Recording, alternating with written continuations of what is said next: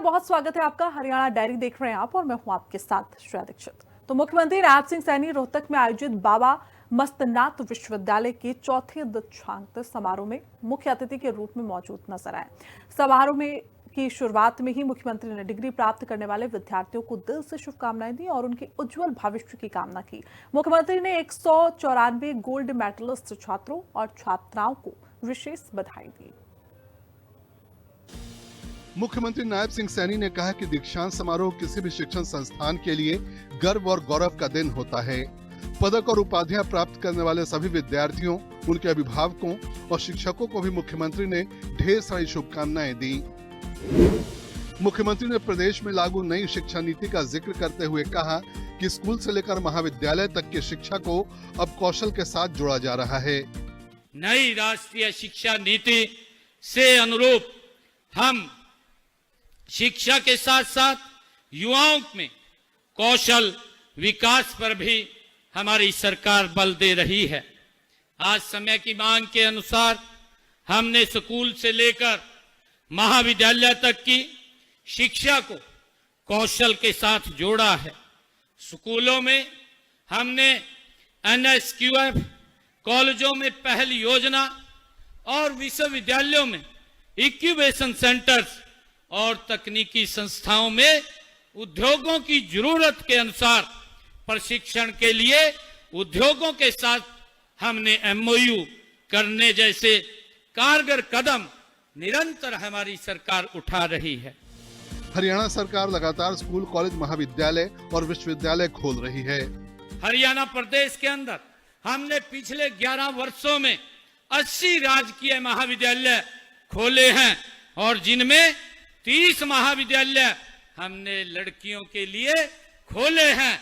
ग्रामीण क्षेत्र की हमारी हजारों बेटियां आज अच्छी शिक्षा प्राप्त इन राजकीय महाविद्यालयों में कर रही हैं। मुझे ये खुशी है कि हमने महाविद्यालयों की ये संख्या बढ़ा करके 185 ये की है।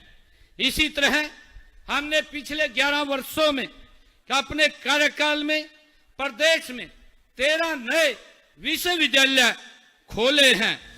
मेडिकल कॉलेजों और बहुतकनीकी संस्थानों की संख्या भी 11 साल के बीजेपी के राज में काफी बढ़ी है। प्रदेश में मेडिकल कॉलेजों की संख्या भी हमने 6 से बढ़ा करके 17 की है। अब इनमें MBBS की जो सीटें हैं, जो पहले 2014 में जहां 700 होती थी, आज ये बढ़ करके 2435 हरियाणा के अंदर हो गई हैं और 2029 तक लगभग ये सीटें बढ़ करके 3200 के करीब ये चली जाएंगी। प्रिय विद्यार्थियों, हमने 15 नए सरकारी बहुतकनीकी संस्थान भी खोले हैं। वर्ष 2014 में जहां इनकी संख्या 28 थी, आज इनकी संख्या बढ़कर के 43 हो गई है। मुख्यमंत्री ने कहा कि 1,80,000 युवाओं को बिना पर्ची और बिना खर्चे के सरकारी नौकरियां दी गई हैं। आने वाले समय में 2 लाख और युवाओं को सरकारी नौकरी मिलेगी। हरियाणा कौशल रोजगार निगम ने भी युवाओं की नौकरी सुरक्षित की है। 58 साल तक उन्हें निकाला नहीं जा सकेगा। हमने युवाओं को पढ़ाई के प्रति गंभीर करने और प्रतियोगी परीक्षाओं में के लिए मेहनत करने का माहौल हमने दिया है। इसके लिए हमने हरियाणा प्रदेश के अंदर आज अब सब देखते भी हैं, एक इस प्रकार का वातावरण, इस प्रकार का माहौल हरियाणा प्रदेश के अंदर खड़ा किया है कि आज हरियाणा प्रदेश के अंदर बिना पर्ची, बिना खर्ची के आज युवाओं को हरियाणा सरकार में रोजगार देने का काम ये हमारी सरकार कर रही है। मुझे ये भी खुशी है आप सबको बताते हुए कि हमने हरियाणा प्रदेश के अंदर 1,80,000 युवाओं को बिना पर्ची, बिना खर्ची के सरकारी नौकरियां। हरियाणा सरकार की कोशिश है कि राज्य में बच्चे KG से लेकर PG तक एक ही जगह पढ़ाई करें। शिक्षा और रोजगार के बीच खाई को पाटने की भी कोशिश की जा रही है।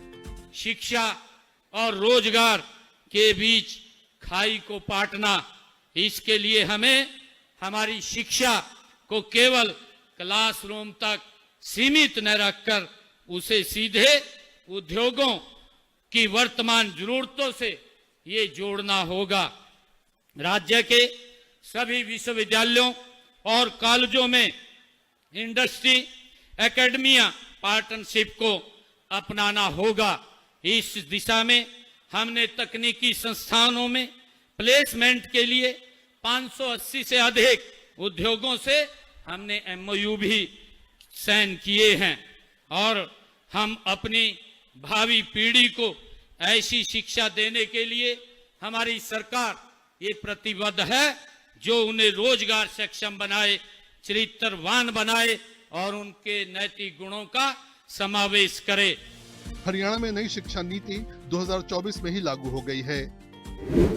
कॉलेज में पढ़ने वाले विद्यार्थियों के पासपोर्ट निःशुल्क बनवाए जा रहे हैं ताकि जरूरत पड़ने पर वो अपनी काबिलियत के बल पर विदेश में भी नौकरी पा सकें। ब्यूरो रिपोर्ट, हिंदी खबर। तो वहीं मुख्यमंत्री नायब सिंह सैनी रोहतक के गांव लठौत में एएसआई संदीप के मामा के घर पहुंचे। उन्होंने शोक जताया और परिजनों को उचित कार्रवाई का भरोसा दिया। संदीप सिंह साइबर सेल में तैनात थे। संदीप ने आत्महत्या कर ली है। परिजनों ने मुख्यमंत्री से न्याय की गुहार लगाई। सीएम सैनी ने परिवार को आश्वासन दिया कि मामले की निष्पक्ष जांच होगी और दोषियों को सजा जरूर मिलेगी।